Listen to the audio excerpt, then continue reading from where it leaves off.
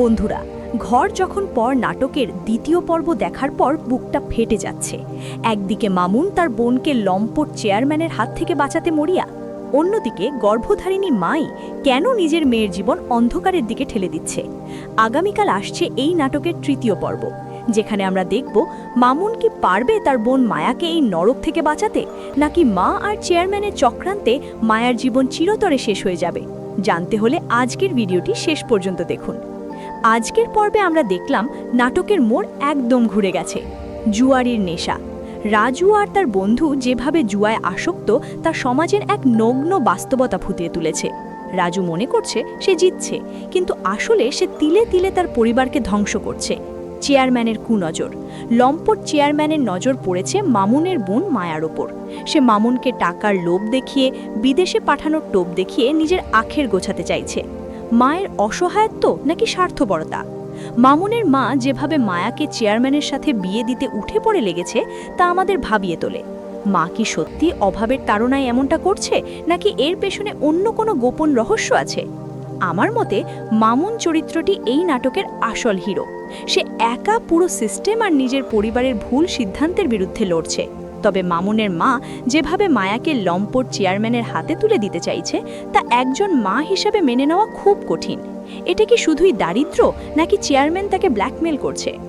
আপনারা কি খেয়াল করেছেন পর্বের শেষের দিকে মামুনের মা বলছিলেন, এইখানে যে কত কিছু মাটি চাপা দেওয়া আছে, এই মুখের মধ্যে যদি কইতে পারতাম। এই একটি ডায়লগই প্রমাণ করে মামুনের মা মায়াকে চেয়ারম্যানের সাথে বিয়ে দিচ্ছে কোনো এক বিশাল গোপন সত্য গোপন করার জন্য। হয়তো মামুনের মৃত বাবার সাথে এই চেয়ারম্যানের কোনো অপরাধমূলক সম্পর্ক ছিল। তৃতীয় পর্বে আমরা দেখতে পারি মামুন হয়তো মায়াকে নিয়ে বাড়ি থেকে পালিয়ে যাওয়ার চেষ্টা করবে। চেয়ারম্যান তার গুন্ডা বাহিনী দিয়ে মামুনের ওপর হামলা করতে পারে। মায়ের সেই গোপন সত্যটি মামুনের সামনে চলে আসতে পারে, যা পুরো গল্পের মোড় ঘুরিয়ে দেবে। রাতের অন্ধকারে যখন মামুন সিদ্ধান্ত নেয় মায়াকে নিয়ে এই অভিশপ্ত গ্রাম ছেড়ে পালাবে, তখন থেকেই শুরু হয় নতুন বিপদ। মায়া বারবার মামুনকে বলছিল, ভাই, আমাদের জন্য তুমি এত বড় ঝুঁকি নিও না, চেয়ারম্যান মানুষটা ভয়ঙ্কর। কিন্তু মামুন কোনো কথা শুনতে রাজি নয়। সে স্পষ্ট জানিয়ে দেয়, তোকে আমি ওই লম্পটের হাতে কখনোই তুলে দেব না, দরকার হলে এই গ্রাম ছেড়ে দূরে চলে যাব। অন্যদিকে চেয়ারম্যান তখন নিজের ঘরে বসে রাগে ফুঁসছে, কারণ সে বুঝে গেছে মামুন সহজে মাথা নত করবে না। তাই সে তার গুন্ডা বাহিনীকে নির্দেশ দেয়, আজ রাতের মধ্যেই মামুনকে আমার সামনে আনবি, আর যদি বাধা দেয় তাহলে হাত পা ভেঙে দিবি। এদিকে মামুনের মা হঠাৎ করেই অস্বাভাবিক আচরণ করতে শুরু করে।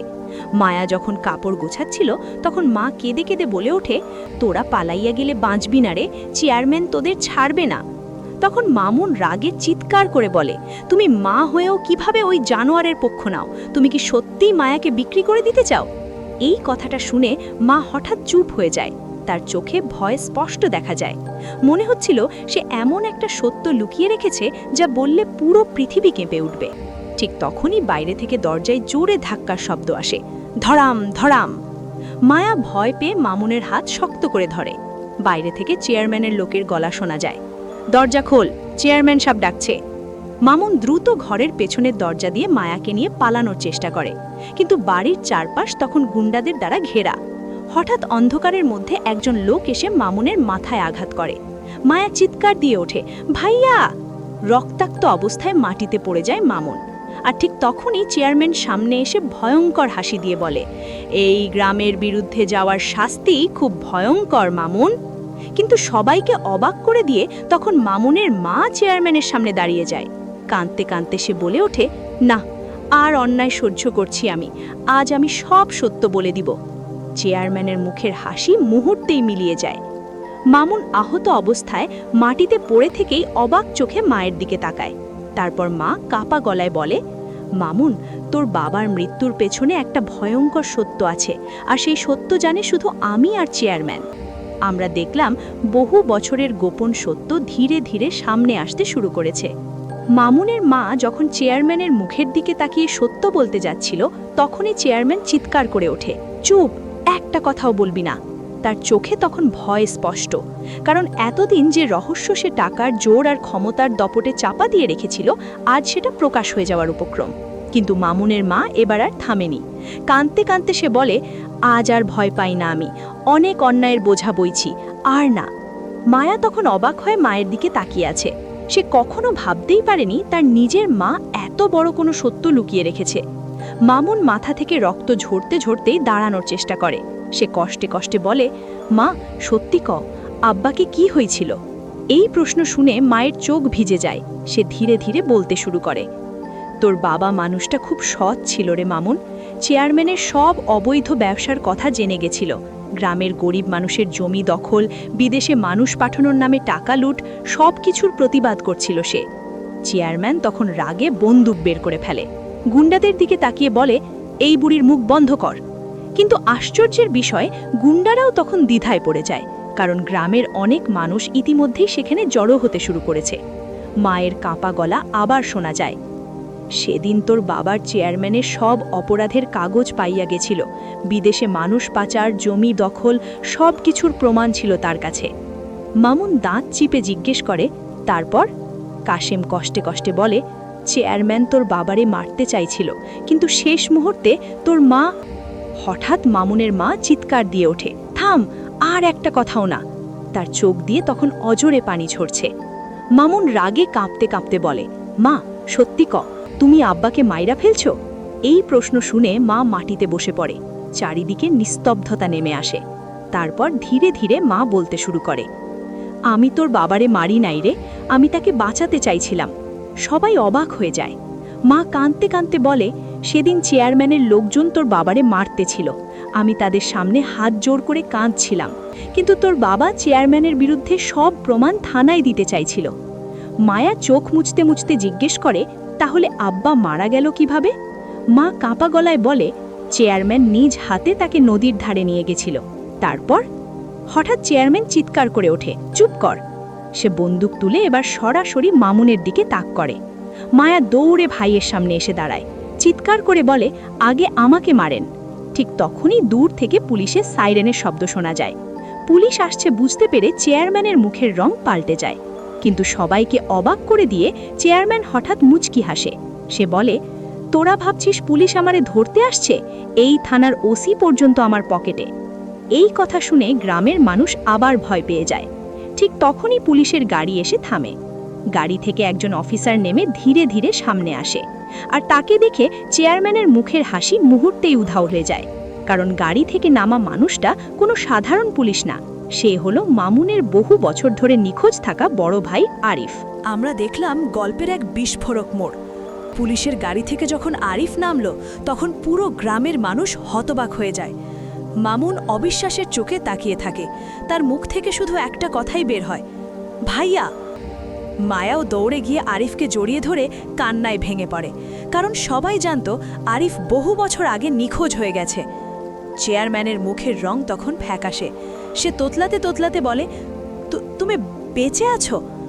আরিফ ঠান্ডা চোখে চেয়ারম্যানের দিকে তাকিয়ে বলে, তোমার মতো মানুষ এত সহজে কাউরে শেষ করতে পারে না। এই কথা শুনে গ্রামের মানুষ ফিসফাস শুরু করে। মামুন এগিয়ে এসে জিজ্ঞেস করে, ভাইয়া তুমি এতদিন কোথায় ছিলা? সবাই কইছিল তুমি মারা গেছো। আরিফ গভীর নিঃশ্বাস ফেলে। তার চোখে জমে থাকা বছরের পর বছর কষ্ট স্পষ্ট দেখা যায়। সে ধীরে ধীরে বলতে শুরু করে, সেদিন আব্বা চেয়ারম্যানের বিরুদ্ধে প্রমাণ জোগাড় করছিল। আমি সব জানতাম, কিন্তু চেয়ারম্যান বুঝে ফেলছিল আমরা তার জন্য বিপদ হয়ে গেছি। চারদিকে নিস্তব্ধতা নেমে আসে।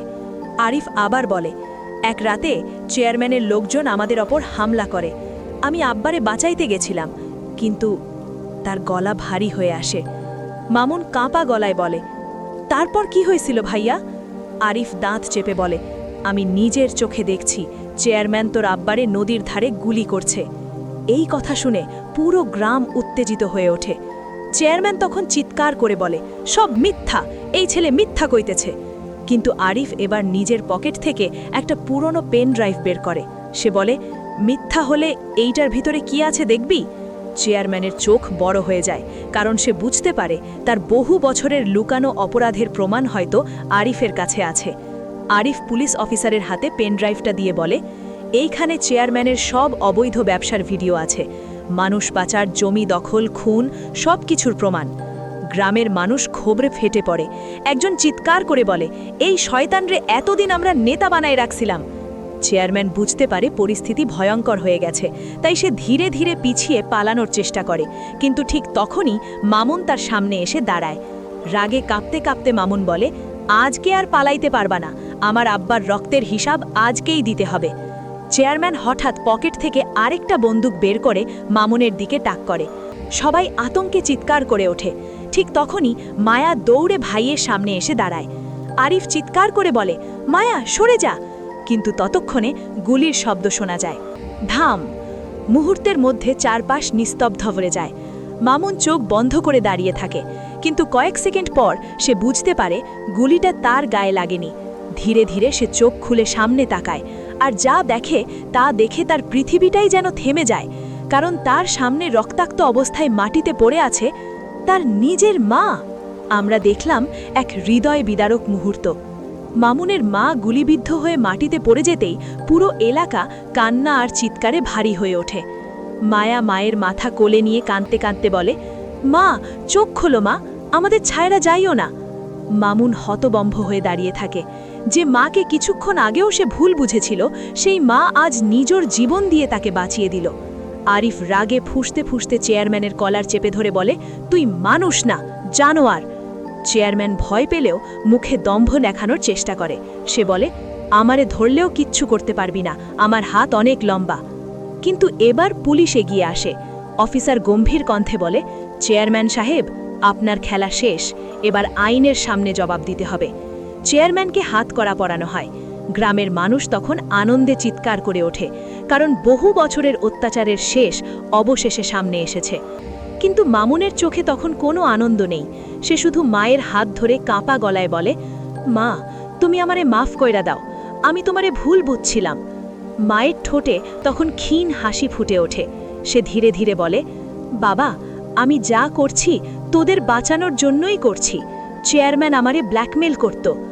মামুন চোখ মুছতে মুছতে জিজ্ঞেস করে, কিসের ব্ল্যাকমেল মা? মা কষ্টে শ্বাস নিতে নিতে বলে, তোর আব্বারে মারার পর চেয়ারম্যান আমারে ভয় দেখাইছিল, যদি মুখ খুলি তাহলে তোদেরও মাইরা ফেলবো, তাই এতদিন চুপ ছিলাম। এই কথা শুনে মামুন ভেঙে পড়ে। আরিফ দাঁত চেপে বলে, এই শয়তান শুধু আব্বারে না, পুরো পরিবারটারে ধ্বংস করছে। ঠিক তখনই মায়ের চোখ দিয়ে পানি গড়িয়ে পড়ে। সে মায়ার দিকে তাকিয়ে বলে, মায়া তুই নিজের জীবনটা বাঁচাইস মা, কোনোদিন কারো লোভের শিকার হইস না। মায়া কান্নায় ভেঙে পড়ে। হঠাৎ মায়ের শ্বাসকষ্ট বেড়ে যায়। পুলিশ দ্রুত অ্যাম্বুলেন্স ডাকতে যায়, কিন্তু মায়ের হাত তখন ধীরে ধীরে নিস্তেজ হয়ে যাচ্ছে। মামুন আতঙ্কে চিৎকার করে ওঠে, না মা, তোমার কিচ্ছু হইতে পারে না। ঠিক তখনই মা শেষবারের মতো মামুনের হাত শক্ত করে ধরে। তারপর কাঁপা গলায় বলে, মামুন তোর আব্বার আসল খুনিরে এখনো ধরতে পারিস নাই, চেয়ারম্যান একা ছিল না। এই কথা শুনে সবাই স্তব্ধ হয়ে যায়। মামুন বিস্ময়ে বলে, মানে চেয়ারম্যান ছাড়া আর কে ছিল? মা কষ্ট করে একটা নাম বলতে যায়, কিন্তু ঠিক তখনই তার হাত নিস্তেজ হয়ে যায়। মায়ের মৃত্যুতে পুরো পরিবার ভেঙে পড়ে। মামুন চিৎকার করে কাঁদতে থাকে, আর দূরে দাঁড়িয়ে থাকা চেয়ারম্যান হঠাৎ রহস্যময় হাসি দেয়, কারণ সে জানে আসল খেলা এখনো শেষ হয়নি। আমরা দেখলাম শোকের মাঝেও নতুন রহস্যের সূচনা। মায়ের মৃত্যুর পর পুরো বাড়িতে নেমে আসে নিস্তব্ধতা। মায়া এক কোণে বসে শুধু কাঁদছে। আরিফ চুপচাপ দাঁড়িয়ে আছে, কিন্তু তার চোখের ভেতর জমে আছে আগুন। অন্যদিকে মামুন যেন পাথর হয়ে গেছে। বারবার তার কানে শুধু একটা কথাই বাজছে, চেয়ারম্যান একা ছিল না। এই একটি বাক্য পুরো ঘটনাকে নতুন দিকে ঘুরিয়ে দিয়েছে। পরদিন সকালে গ্রামের মানুষ মায়ের জানাজায় ভিড় জমায়। যে মানুষটাকে এতদিন সবাই ভুল বুঝেছিল, আজ তার জন্যই মানুষের চোখে পানি। এক বৃদ্ধ লোক কাঁদতে কাঁদতে বলে, এই মহিলা অনেক কষ্ট সহ্য করছে, আমরা কেউ বুঝতে পারি নাই। জানাজার সময় হঠাৎ মামুনের চোখ পড়ে দূরে দাঁড়িয়ে থাকা এক রহস্যময় লোকের দিকে।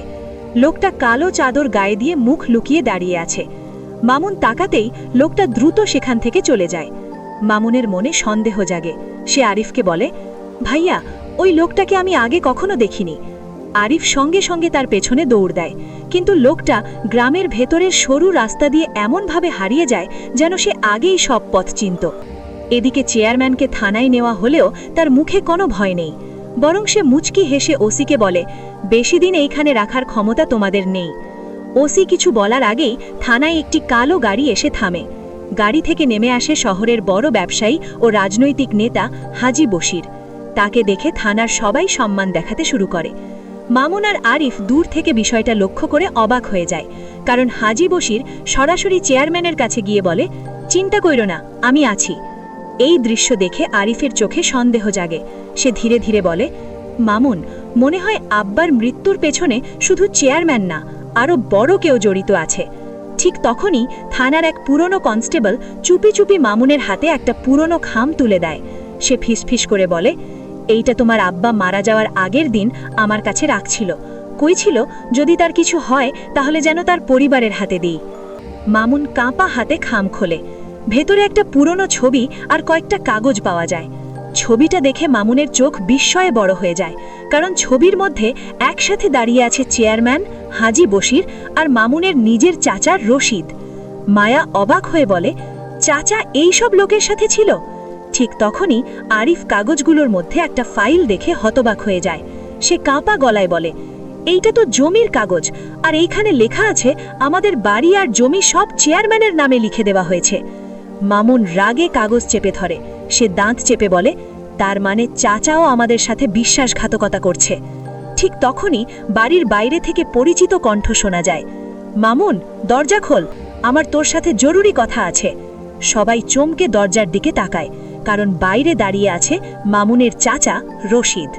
আজকের পর্বে আমরা দেখলাম বিশ্বাস আর বিশ্বাসঘাতকতার ভয়ঙ্কর সংঘর্ষ। দরজার বাইরে দাঁড়িয়ে থাকা রশিদ চাচাকে দেখে মামুনের চোখ লাল হয়ে ওঠে। সে রাগে কাঁপতে কাঁপতে দরজা খুলেই চিৎকার করে বলে, এই বাড়িতে আসার সাহস হইল কেমনে তোমার? রশিদ চাচার মুখে তখন অদ্ভুত এক ভয় আর অপরাধ বোধ। সে ধীরে ধীরে বলে, মামুন, আমার কথা আগে শোন, সবকিছু যেভাবে দেখতেছিস আসলে তেমন না। কিন্তু আরিফ আর নিজেকে সামলাতে পারে না। সে রশিদের কলার চেপে দেওয়ালে ধাক্কা মারে। রাগে কাঁপতে কাঁপতে বলে, তুমি আমাদের আব্বার সাথে বিশ্বাসঘাতকতা করছো, জমি চেয়ারম্যানের নামে লিখে দিছ। মায়া কান্না ভেজা গলায় বলে, চাচা, আপনি এমন করতে পারলেন? রশিদ মাথা নিচু করে চুপ করে থাকে। কয়েক মুহূর্ত পর সে কাঁপা গলায় বলে, আমি ইচ্ছা কইরা কিছু করি নাই, আমি বাধ্য ছিলাম। এই কথা শুনে সবাই থমকে যায়। আরিফ রাগী গলায় বলে, তাই বইলা তুমি নিজের ভাইরে মৃত্যুর মুখে ঠেলে দিছ? রশিদ হঠাৎ কেঁদে ওঠে। সে বলে, সেদিন আমি চেয়ারম্যানের সাথে ছিলাম ঠিকই, কিন্তু আমি ভাবি নাই ওরা সত্যি সত্যি ভাইজানরে মাইরা ফেলবে। এই স্বীকারোক্তি শুনে মামুনের শরীর কেঁপে থাকে। মামুন ধীরে ধীরে বলে, তার মানে তুমি সব নিজের চোখে দেখছ? রশিদ মাথা নিচু করে বলে, হ্যাঁ। চারদিকে নিস্তব্ধতা নেমে আসে। ঠিক তখন রশিদ পকেট থেকে একটা ছোট চাবি বের করে মামুনের হাতে দেয়। সে বলে, সবাই আতঙ্কে বাইরে তাকায়। হঠাৎ করেই জানালার কাঁচ ভেঙে ভেতরে একটি বোতল ছুঁড়ে মারা হয়। বোতলটা মাটিতে পড়তেই আগুন ছড়িয়ে পড়ে পুরো ঘরে। মায়া চিৎকার করে ওঠে, আগুন! মুহূর্তের মধ্যে পুরো বাড়ি আগুনে জ্বলতে শুরু করে, আর সেই আগুনের মাঝখানে আটকে পড়ে রশিদ চাচা। আমরা দেখলাম আগুনের ভেতর লুকিয়ে থাকা ভয়ঙ্কর ষড়যন্ত্র। ঘরের চারদিকে আগুন ছড়িয়ে পড়তেই সবাই আতঙ্কে ছোটাছুটি শুরু করে। মায়া কাঁদতে কাঁদতে চিৎকার করে বলে, চাচারে বাঁচাও, উনি ভিতরে আটকা পড়ছে। রশিদ তখন ধোঁয়ার মধ্যে কাশতে কাশতে সাহায্য চাইছে, কিন্তু আগুন এত দ্রুত ছড়িয়ে পড়ে যে কেউ ভেতরে ঢোকার সাহস পাচ্ছিল না। ঠিক তখনই মামুন দৌড়ে ভেতরে ঢুকে যায়। আরিফ চিৎকার করে বলে, মামুন, পাগল হইছোস, ভিতরে যাস না। কিন্তু মামুন তখন একটাই কথা বলে, আর কাউরে আমার সামনে মরতে দিব না। ধোঁয়া আর আগুনের মধ্যে অনেক কষ্টে সে রশিদকে টেনে বাইরে বের করে আনে। গ্রামের মানুষ দ্রুত পানি এনে আগুন নিয়ন্ত্রণ করার চেষ্টা করে। এদিকে মুখোশধারী লোকগুলো পালিয়ে যেতে শুরু করে। আরিফ তাদের একজনকে ধরার জন্য দৌড় দেয়। অনেক দূর পর্যন্ত ধাওয়া করার পর সে একজনকে ধরে ফেলে। লোকটার মুখের কাপড় খুলতেই সবাই অবাক হয়ে যায়, কারণ সে চেয়ারম্যানের লোক না, সে হল হাজি বশিরের ডান হাত সোহেল। মামুন রাগে তার কলার চেপে ধরে বলে, হাজি বশির এইসব করতেছে কেন? সোহেল ভয়ে কাঁপতে থাকে। সে বলে, আমি কিছু জানি না, আমি শুধু কাজ করছি। আরিফ রাগে ঘুষি মেরে বলে, মিথ্যে বলবি না। সোহেল কাঁপা গলায় বলে, পুরান মিলঘরে যাইয়েন না, সেখানে গেলে কেউ বাঁচে না। এই কথা শুনে মামুন আর আরিফ একে অপরের দিকে তাকায়, কারণ এখন তারা নিশ্চিত মিলঘরের ভেতর এমন কিছু আছে যা সবাই লুকাতে চাইছে। এদিকে রশিদ গুরুতর আহত অবস্থায় শুয়ে আছে। সে কষ্টে কষ্টে বলে, মামুন, দেরি করিস না, তারা আজ রাতেই সব প্রমাণ সরায় ফেলব। মামুন দৃঢ় গলায় বলে, আজকেই সব শেষ করমু। রাত গভীর হতেই মামুন, আরিফ আর মায়া চুপি চুপি পুরানো মিলঘরের দিকে রওনা দেয়। বহু বছর ধরে বন্ধ পড়ে থাকা জায়গাটা দেখতে যেন একটা ভয়ঙ্কর ধ্বংসস্তূপ। চারদিকে অন্ধকার আর ভাঙাচোরা দেয়াল। মায়া ভয় পেয়ে বলে, ভাইয়া, আমার খুব ভয় লাগতেছে। আরিফ হাতে টর্চ জ্বালিয়ে সামনে এগোয়। হঠাৎ তারা দেখতে পায় মিলঘরের ভেতরে এখনো কিছু মানুষ পাহারা দিচ্ছে। মামুন নিচু গলায় বলে, সাবধানে থাকো। তারপর রশিদের দেওয়া চাবি দিয়ে তারা মেঝের নিচের লোহার দরজাটা খুলে ফেলে। দরজা খুলতেই ভেতর থেকে ঠান্ডা বাতাস বেরিয়ে আসে। নিচে অন্ধকার একটা গোপন ঘর। তারা ধীরে ধীরে নিচে নামে, আর নিচে নেমেই তারা যা দেখে তা দেখে সবার শরীর কেঁপে ওঠে। ঘরের চারদিকে অসংখ্য ফাইল, টাকার বান্ডিল আর দেয়ালে ঝুলানো অনেক মানুষের ছবি। সেই ছবিগুলোর মধ্যে কয়েকজন মানুষকে মামুন চিনে ফেলে, যারা কয়েক বছর আগে হঠাৎ করেই নিখোঁজ হয়ে গিয়েছিল। মায়া কাঁপা গলায় বলে, এই মানুষগুলা সবাই তো হারিয়ে গেছিল। ঠিক তখনই ঘরের এক কোণা থেকে হঠাৎ শব্দ আসে, টক টক টক। সবাই ভয় পেয়ে টর্চের আলো সেদিকে ফেলে, আর আলো পড়তেই দেখা যায় একজন বৃদ্ধ লোক শিকলে বাঁধা অবস্থায় বসে আছে। লোকটা ধীরে ধীরে মাথা তুলে মামুনের দিকে তাকায়, আর তাকে দেখে মামুন বিস্ময়ে চিৎকার করে ওঠে, এটা কিভাবে সম্ভব? কারণ শিকলে বাঁধা সেই মানুষটা আর কেউ না, সে হলো মামুনের বাবা। আপনাদের কি মনে হয়, মামুনের মা কি সত্যি খারাপ, নাকি তিনি কোনো পরিস্থিতির শিকার হয়ে মায়াকে চেয়ারম্যানের হাতে তুলে দিচ্ছেন? কমেন্টে আপনার মতামত জানান। ভিডিওটি ভালো লাগলে লাইক দিন এবং আমাদের চ্যানেলটি সাবস্ক্রাইব করে বেল আইকনটি বাজিয়ে রাখুন, কারণ আগামী পর্বের রিভিউ নিয়ে আমরা আসছি সবার আগে। দেখা হচ্ছে পরের ভিডিওতে। ধন্যবাদ।